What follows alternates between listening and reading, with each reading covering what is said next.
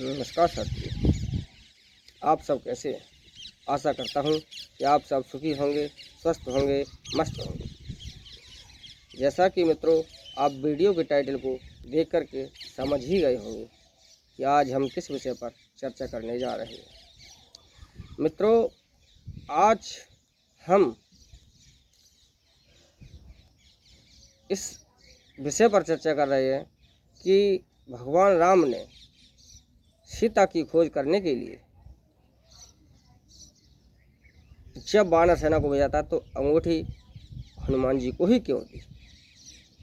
क्या भगवान राम को ये पता था कि सीता का पता हनुमान जी ही लगा पाएंगे, या भगवान राम को ये पता था कि जहाँ मैं हनुमान को भेज रहा हूँ सीता वहीं है? क्या भगवान राम ने जानबूझ करके जहाँ सीता थी वहीं हनुमान जी को भेजा था कि हनुमान जी सर्वशक्ति संपन्न है, चुने हुए योद्धाओं को एक दिशा में भेजा था? जी हाँ मित्रों, आज इसी प्रसंग पर विस्तार पूर्वक चर्चा करते हैं और बताते हैं कि भगवान राम ने अंगूठी हनुमान जी को ही क्यों दी।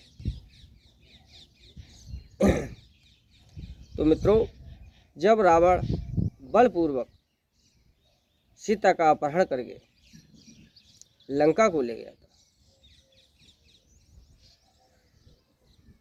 तो लंका को ले जाते समय उसे मार्ग में सर्वप्रथम जटायु ने ही रोका था, क्योंकि जब सीता विलाप करती हुई जा रही थी तो जटायु ने उनकी करुण पुकार को सुनी और जटायु ने रावण का रास्ता रोका और रावण से कहा कि हे दुराचारी, इस अबला नारी को छोड़ दे। लेकिन रावण ने उनकी बात न मानी, जिसमें उन दोनों में भयानक संघर्ष युद्ध हुआ। जिस युद्ध में रावण ने जटायु को प्राण विहीन कर दिया, यानी उसे घायल अवस्था में छोड़ करके मरते हुए छोड़ करके सीता को लेकर लंका को चला गया था। तो मित्रों, रामायण के अनुसार जब भगवान राम के लिए सीता माता कुटिया में नहीं मिली तो वह सीता को ढूंढते हुए वन वन फिर रहे थे। यहाँ तक कि वह पशु पक्षी पेड़ पौधों से भी सीता का पता पूछते फिर रहे थे, जिसमें रामायण की चौपाई कहती है कि हे खग मृग हे मधुकर श्रेणी, तुम देखी सीता मृग नैनी। यानी उन्होंने यहाँ तक का विस्तार दिया है रामायण में कि उन्होंने पशु पक्षी और पेड़ पौधों से भी माता सीता का पता पूछा था। जब वो सीता को ढूंढते हुए फिर रहे थे तो उन्हें सर्वप्रथम मार्ग में जटायु ही मिला था। जब उन्हें जटायु मार्ग में मिला था तो जटायु ने उन्हें सारी बात बता दी थी कि हे स्वामी, मैंने आपको बताने के लिए ही अब तक अपने प्राणों को शरीर में संचय रखा था, अतः मैं आपको स्पष्ट बताता हूँ कि आपकी पत्नी सीता का अपहरण किसी और ने नहीं बल्कि लंका के नरेश रावण ने किया है, और वह दक्षिण दिशा की तरफ अपने देश लंका में ले गया है।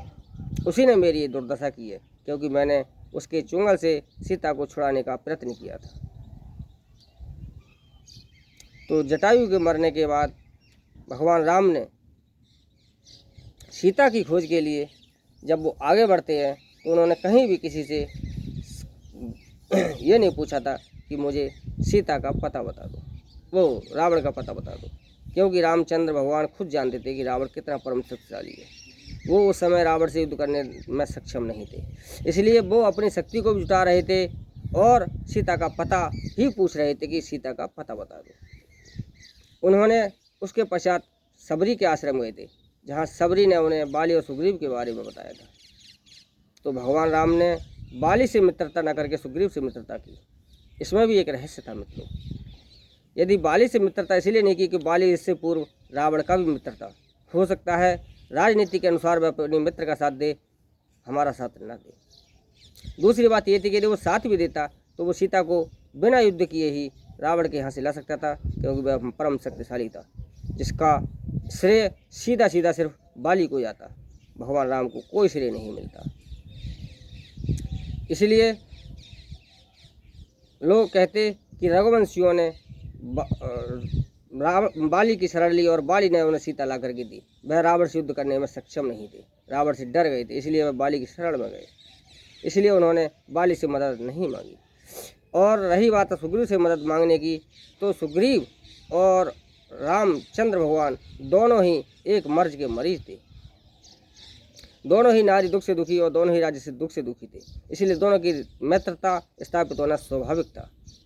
और रही बात मदद की, तो यदि वाली सुग्रीव उनकी मदद करता है तो सुग्रीव के मदद करने से उसका श्रेय सुग्रीव को नहीं राम को ही जाएगा, क्योंकि नायक के रूप में तो राम ही रहेंगे। तीसरी बात, सुग्रीव की मदद करने से यदि सुग्रीव उनका मित्र बन जाता है और सुग्रीव के संकट को स्वयं वो हरते हैं, तो सुग्रीव हमेशा हमेशा उनका एक दास बनकर के रहेगा, सुग्रीव का राज्य उनके हमेशा अधीन रहेगा। और यही हुआ मित्रों, उन्होंने सुग्रीव से मित्रता स्थापित की और राजनीति के तहत मित्रता के बंधन के नियमानुसार उन्होंने सुग्रीव की मदद की और बाली को धोखे से मार दिया। बाली के मृत्यु के पश्चात भी वहाँ पर एक विरोध उत्पन्न हो सकता था, क्योंकि जब वो तारा वहाँ विलाप कर रही थी, तो उस समय भी भगवान राम ने एक नीतिपूर्वक चाल का प्रयोग किया। उन्होंने कहा कि हे सुग्रीव, उठो, अपने भाई का राज तिलक करो और अंगद को युवराज बनाओ, क्योंकि अंगद उस समय राजा बनने में सक्षम नहीं था, वह कम उम्र का था, इसलिए उन्होंने सुग्रीव को राजा बनाया। और यदि वो सुग्रीव को राजा बनाकर अंगद को युवराज न बनाते तो विद्रोह की स्थिति उत्पन्न हो सकती थी, इसलिए उन्होंने अंगद को युवराज बनाया, क्योंकि राजा के पश्चात युवराज ही राजा होता है। इसलिए इससे स्पष्ट हो गया कि उन्होंने बाली को द्वेषपूर्वक नहीं बल्कि अन्याय के विरुद्ध बाली का वध किया है और उन्होंने अंगद को युवराज बना दिया। अब उनके पास बाली की ही नहीं, सुग्रीव की ही नहीं, बाली की शक्ति उन्हें मिल चुकी थी, क्योंकि अब बाली का पुत्र अंगद और सुग्रीव दोनों उनके भक्त हो चुके थे, किष्किंधा राज्य उनका अनुयायी हो चुका था। तो इस प्रकार से उन्हें वानर शक्ति की सहायता प्राप्त हुई। अब सुग्रीव की बारी आती है कि वह राम की मदद करे, क्योंकि राम ने उसकी मदद की। अब मित्रता के नाते सुग्रीव ने चारों दिशाओं में वानरों को भेजा खोज के लिए। तो चारों दिशाओं में जब वानरों को भेजा था, तो दक्षिण की दिशा की तरफ जहाँ की लंका नगरी थी, वहाँ भगवान राम ने चुने हुए वीरों को भेजा था, जिनमें अंगद, जामवंत, नल, नील और हनुमान आदि जो मुख्य योद्धा थे वह थे। क्योंकि भगवान राम को पहले से ही पता था, जटायु ने बता दिया था कि सीता लंका में है और लंका का राजा रावण ले गया है, इसीलिए उन्हें खूब पता था कि सीता लंका में है और लंका में छोटे मोटे वीरों को भेजना एक दुस्साहसिक कार्य था, क्योंकि लंका परम वीरों से भरी हुई थी, लंका के राक्षस विकराल थे, इसलिए वहाँ उन्होंने चुने हुए योद्धाओं को भेजा। और स्वाभाविक रूप से पता होने के कारण उन्होंने उन चुने हुए योद्धाओं में सबसे ज्ञानी और शक्तिशाली केसरी नंदन हनुमान को चुना और उन्हें मुद्रिका देते हुए कहा कि हे हनुमान, ये पहचान के लिए आप मुद्रिका उन्हें दे देना। क्यों? क्योंकि जिससे उन्हें पहचान हो जाएगी कि तुम्हें मैंने ही भेजा है। अब आप विचार कीजिए मित्रों, यदि उन्हें पता नहीं होता तो ये एक मुद्रा का वो किस किस को देते। अब उन्हें ये पता था कि सीता कहाँ है और मैं वहाँ किसे भेज रहा हूँ, इसलिए उन्होंने हनुमान जी को भेजा और हनुमान जी को ही वह मुद्रिका दी। और तब हनुमान जी उस समुद्र को पार करके जब अशोक वाटिका में पहुँचे थे, तो वो मुद्रिका सीता जी के लिए अशोक वाटिका के वृक्षों के अंदर छिप कर के ही सीता को भेंट की थी, जिसके फलस्वरूप उनकी वहाँ मुलाकात हुई और उन्होंने सीता जी के सारे वृत्तांत लिया और उनसे चूड़ामणि लेकर के लंका दहन कर पुनः भगवान राम के पास आए थे। तो मित्रों, इसी प्रकार से यानी भगवान राम को निश्चित रूप से और पहले ही ये नियत था, ये उन्हें पता था कि सीता लंका में है और वहाँ लंका में सीता की खोज के लिए उन्होंने स्वयं हनुमान को भेजा था, इसलिए उन्होंने हनुमान जी को ही वह मुद्रिका दी, न कि किसी अन्य वानर को दी। तो मित्रों, अब मैं आशा उम्मीद करता हूँ कि आपकी शंका का समाधान हो गया होगा कि उन्होंने हनुमान जी को ही मुद्रिका क्यों दी। क्योंकि उन्हें ये पहले से पता था, ये ज्ञात था कि सीता कहाँ है और इसलिए उन्होंने हनुमान जी को ही मुद्रिका दी। और मुख्य रूप से ये किसी को पता न चला कि मुझे इस बात का पता है, इसलिए उन्होंने चारों दिशाओं में वानरों को भेजा था, अन्यथा वह तो एकदम लंका में ही चढ़ाई कर देते कि मुझे पता है। इसलिए इस रहस्य को छिपाने के उद्देश्य से ही चारों तरफ सीता को ढूंढने का नाटक किया था कि चारों तरफ दूतों को भेजा जाए, सीता का पता लगाया जाए, अन्यथा सीता का पता तो राम को पहले से ही जटायु के माध्यम से पता चल चुका था।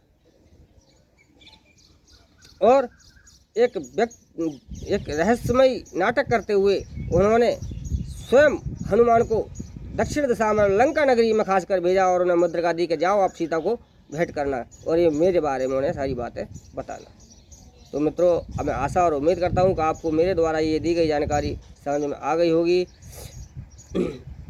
और आपकी इस शंका का भी समाधान हो गया होगा। तो मिलते हैं अगले वीडियो में, तब तक के लिए नमस्कार साथियों।